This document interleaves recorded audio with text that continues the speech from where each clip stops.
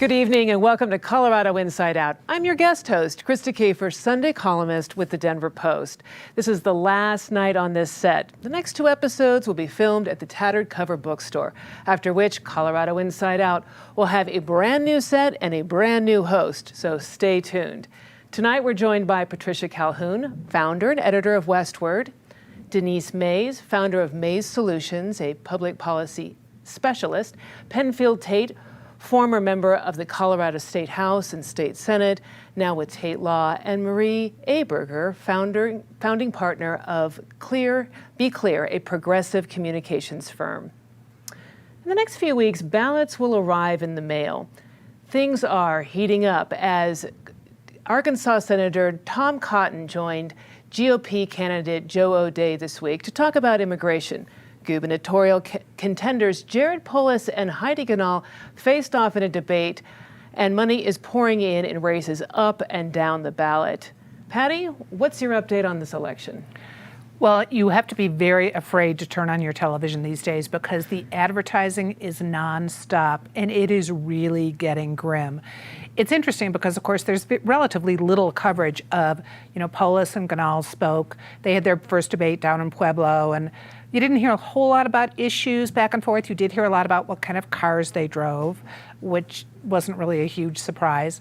You see Joe O'Dea, who has gotten a lot of national attention, and you now see a lot of people coming out against him. You don't see a lot of people paying attention to Tom Cotton, but you see Colorado Newsline just did a really interesting piece on how much money O'Dea had gotten in government contracts as a contractor, and now he's talking about wanting to keep government little, keep big government out of our lives.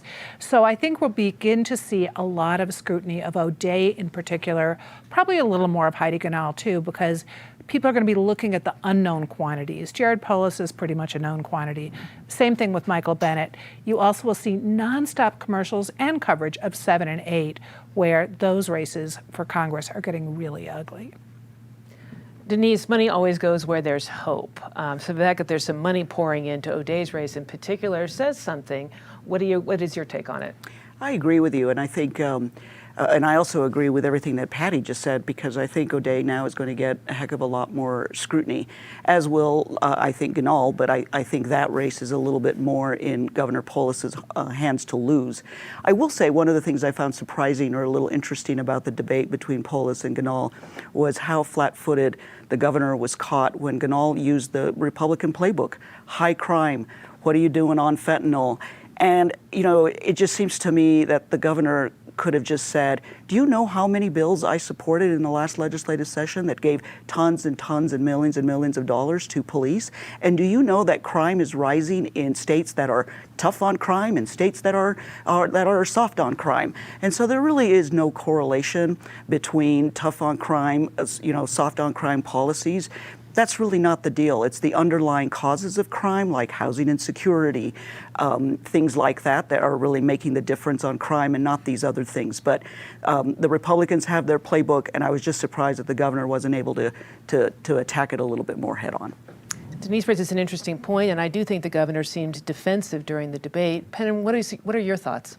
He probably was a bit defensive. I think he hasn't been really tested in a campaign in a while, and so he needs to sharpen his edge. I want to go back to something Patty raised. I think when you look at the overall landscape now, probably the closest race statistically is the U.S. Senate race between Bennet and O'Dea. But I get this sense that the race is slipping away from O'Dea. He started out, I thought, real strong, positioning himself as a moderate in Colorado terms. I thought his ad that his wife did was probably one of the best campaign ads I've seen this season. But the more he gets endorsed by people like Tom Cotton and others, I think it plays into those social issues that may work in the world of the former president, but they don't really resonate with Republicans or independents here in Colorado. His record on reproductive rights, his record on a host of other things are going to get him in trouble and will likely sink his campaign. Marie, your thoughts on the debate and also the Senate race? Yeah, I think we're in this like fascinating period now where we've gone from the primary to the general, and all of a sudden the Republicans are trying to rebrand themselves as moderates. You know, we saw in the debate this week, Heidi Ganahl trying to distance herself from her lieutenant governor. Now we see Joe O'Dea running ads everywhere saying he's a moderate. But at the same time, Tom Cotton was here just this week. Tom Cotton, you know, who celebrated the nationwide end to abortion. We learned, you know, just recently that not only did Joe O'Dea, you know, vote for the ballot referendum to end abortion access in 2020, he actually signed the petition to put it on there in the first place.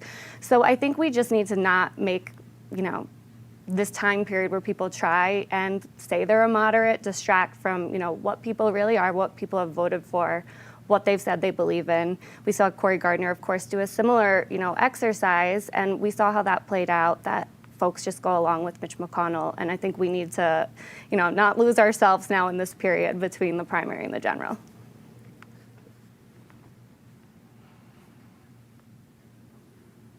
Oral arguments begin in October for the U.S. Supreme Court. Justices will hear a case from Colorado, 303 Creative v. Elenis.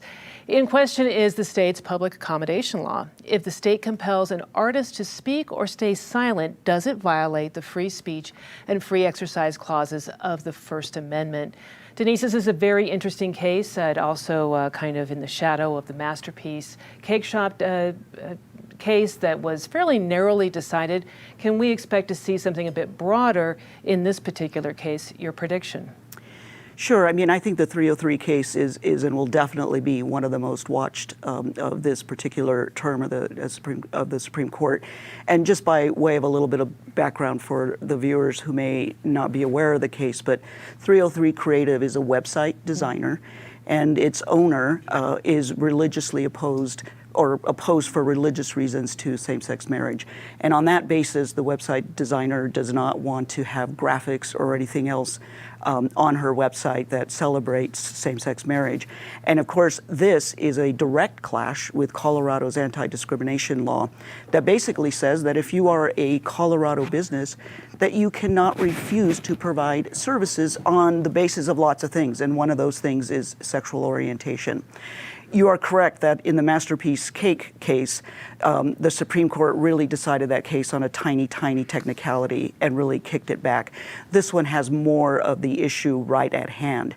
And I think we all need to realize that if the court should side with the website designer, the reverberations of that case go far beyond the LGBT community. It will provide the right to discriminate and potentially override all anti-discrimination laws in the country.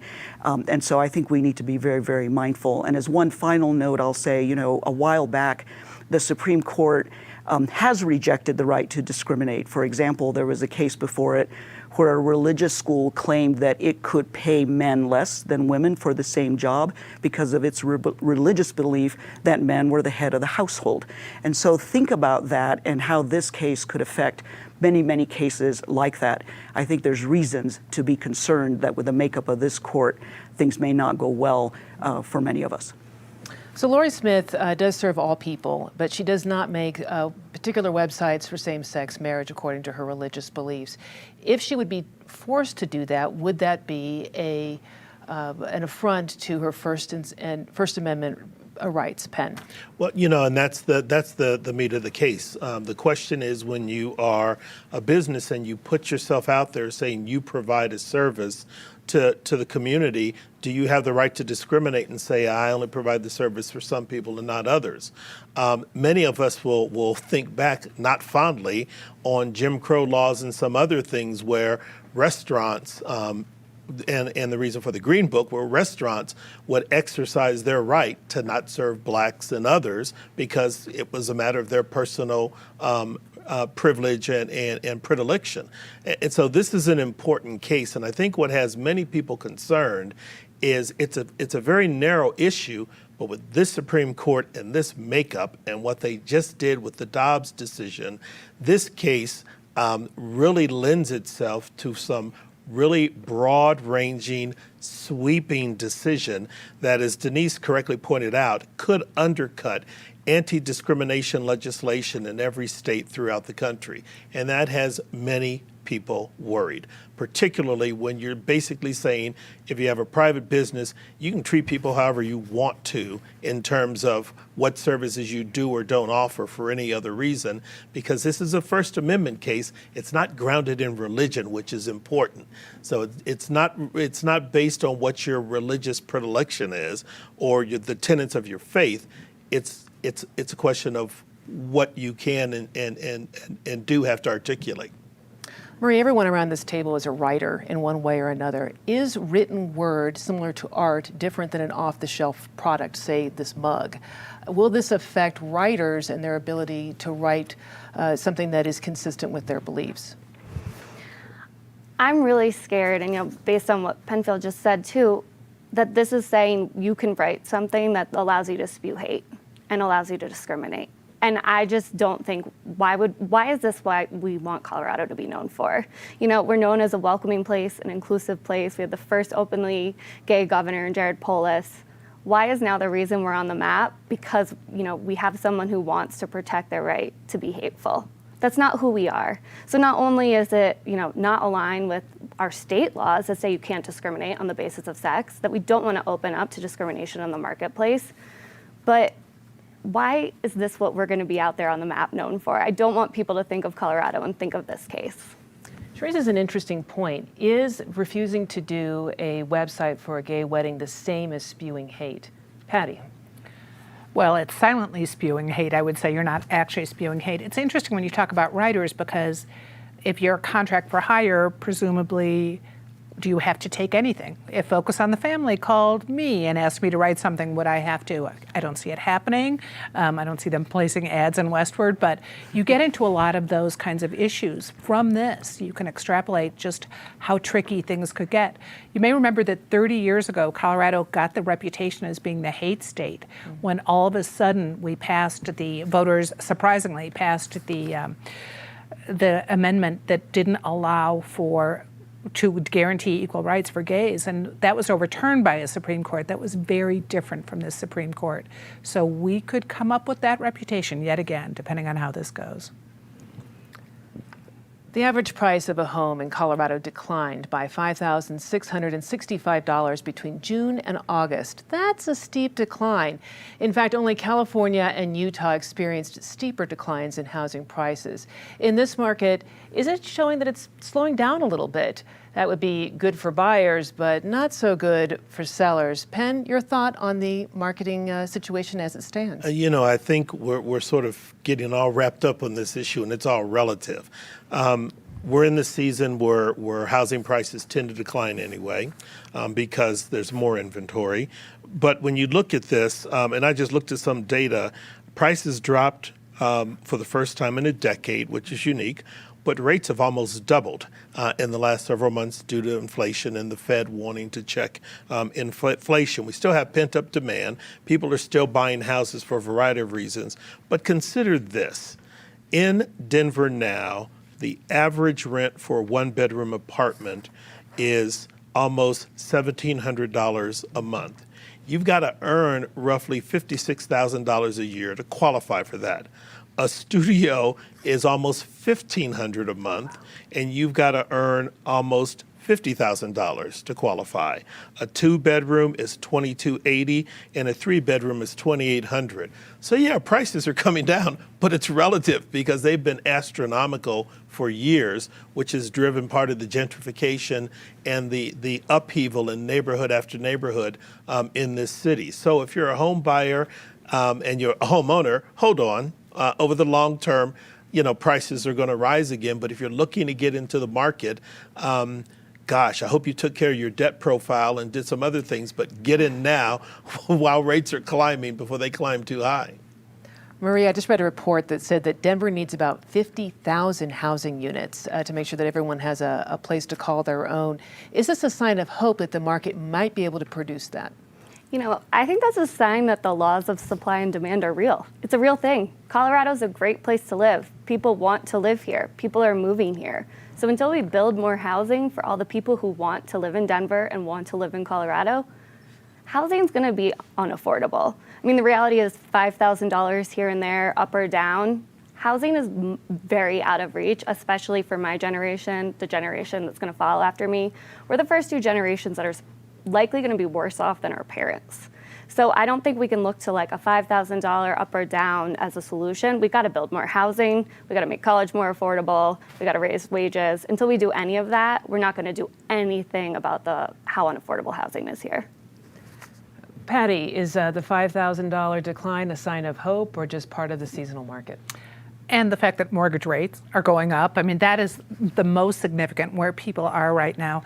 Houses are still the median price is still more expensive right now than it was last year. So it's not like this $5,000 drop is so exciting.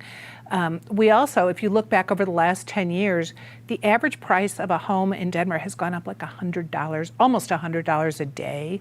So the prices are just crazy. If you pay close attention, you will go insane, unless you're a realtor, in which case you probably already are given the market for the last year. But you get these little Zillow and websites that are sending out these new stats every day, and it is positively dizzying. But what's amazing about Denver is you also see that people are leaving this city. So why are we in such a housing shortage? We see these apartment buildings going up all over town. They're still going up. So is it just that we have lost everything in the middle and below for people who really need housing?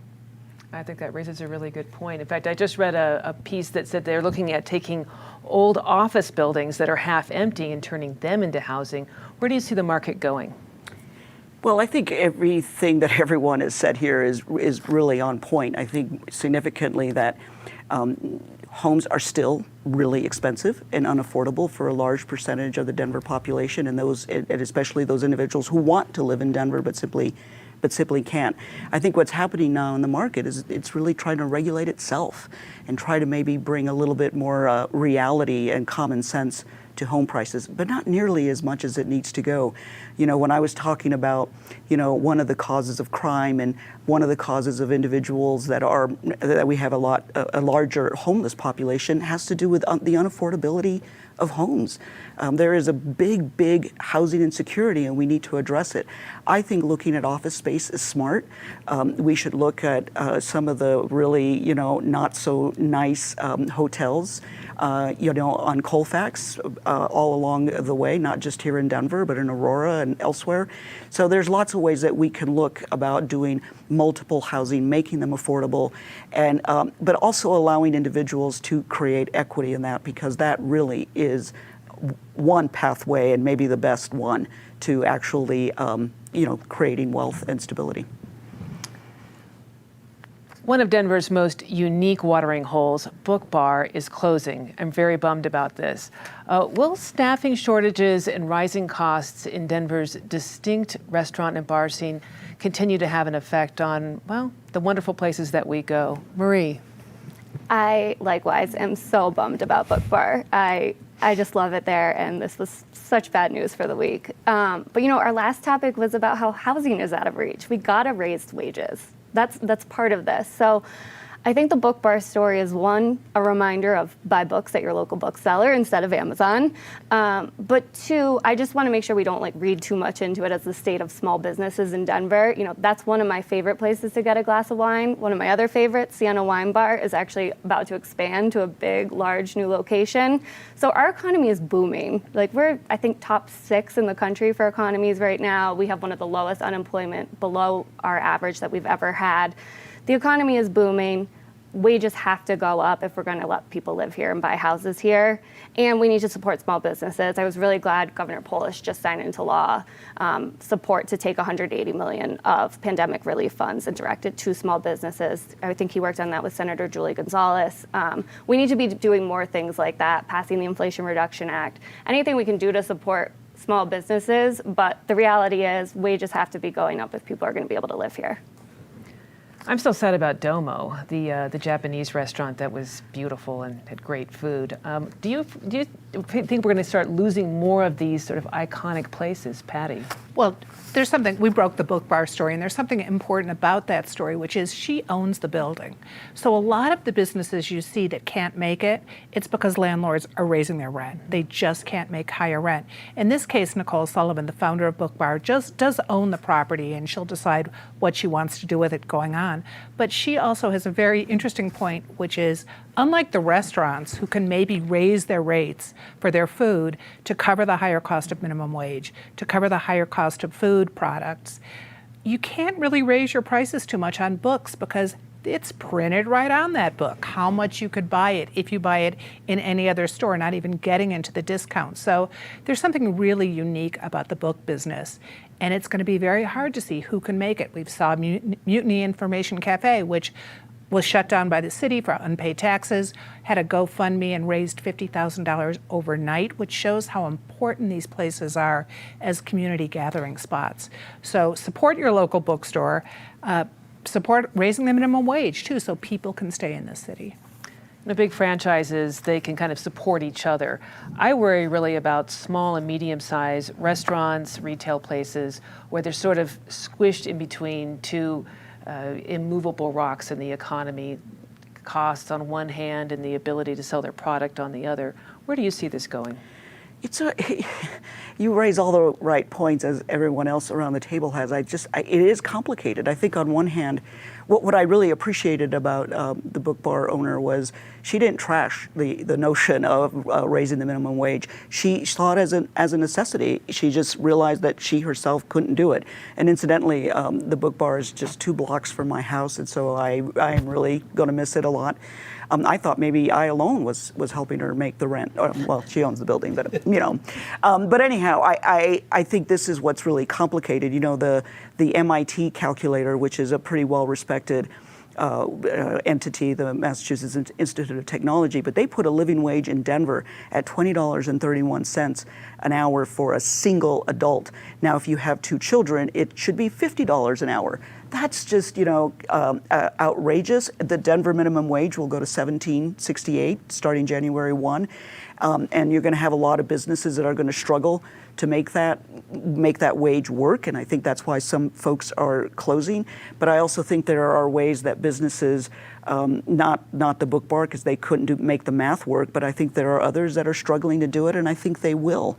And I think there's a firm belief that minimum wage does need to go up. I just think now we're in this place in the economy where we have unprecedented inflation. It wasn't predictable. It wasn't expected, and that's throwing off things. And we need to get the market to regulate itself so that all will be well. And I hope I'm not too naive in that hope. I'm just relieved that Casa Bonita will continue. That said, higher minimum wage, higher costs in general had to be captured in prices. And at some point, the public says, I don't want to pay this amount for a cup of coffee or this amount for a meal, and then sales drop off. What do you see happening, Penn? Well, it's the topics today are neat because they're all interrelated. If you have more affordable housing and people can afford to live near where they work, they don't require as much income because they don't have to commute as far, they don't incur other expenses, and they put less pressure on some of their employers. What's been happening to small business is tough throughout the pandemic. We talk about Book Bar. I lost my 2 favorite barbecue restaurants over the pandemic. They're gone, and I'm searching actively for new ones. So if viewers have recommendations, let me know. But this is going to continue to be a struggle. The Book Bar owner is fortunate. She owns the building. She's got some flexibility. She'll be able to cash in on this real estate market if she wants, but we'll continue to see pressure on small businesses just because the sort of entire economy of the city and the state are still a little bit off kilter.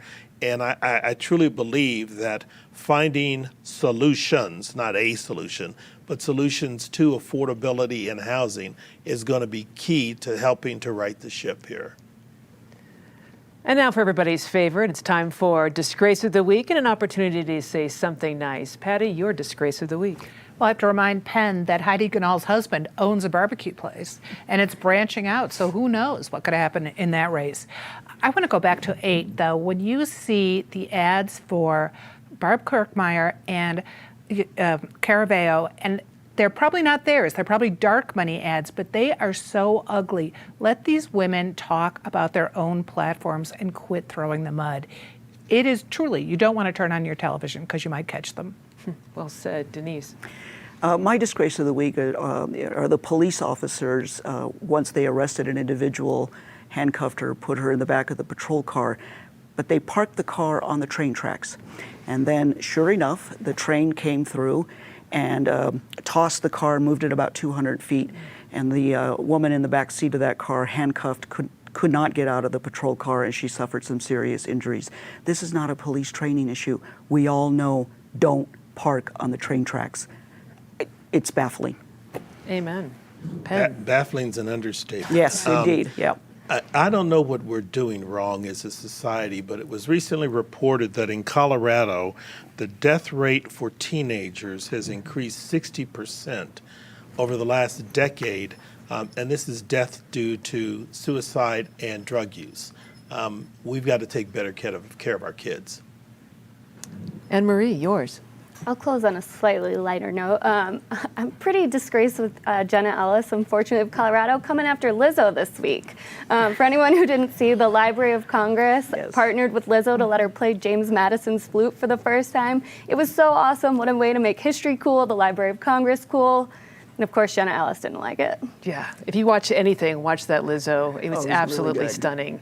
And I just said something nice about Lizzo. How about yours something nice, Patty? I'm going to say something nice about Lori Lizarraga, who had been at Channel 9. She wrote an essay for us 18 months ago about how Channel 9 had gotten rid of its reporters of color or treated them badly, and she just got named a co-host at NPR, which is great. Denise. I saw that, and that's a really good thing to mention for the week. I have so far been enjoying the last couple of weeks of Hispanic Heritage Month. Last week, the governor opened up his home, the governor's mansion, to a big party, and there were mariachis, and there was great tequila, and there was lots of Latino pride, which I appreciate. I always have to say this, though, that the Latino community, we are more than a month, and we are a kaleidoscope of people. So I'll leave it at that. Penn. Two quick ones. During Heritage Month, I went to the Latin fashion show, which was fantastic. And also, congratulations, 16th Street Mall needs a boost. The Museum of Illusions is coming to the mall. Nice. Marie. Shout out to the 45th Denver Film Festival. Tickets go on sale next week on October 7th. It's one of my favorite things of the year. I always try and go to as many movies as I can. So if folks haven't gotten back to the theaters yet and are open to going to movies, check out the Denver Film Festival. Fantastic. Well, thank you so much, everyone, for being here tonight.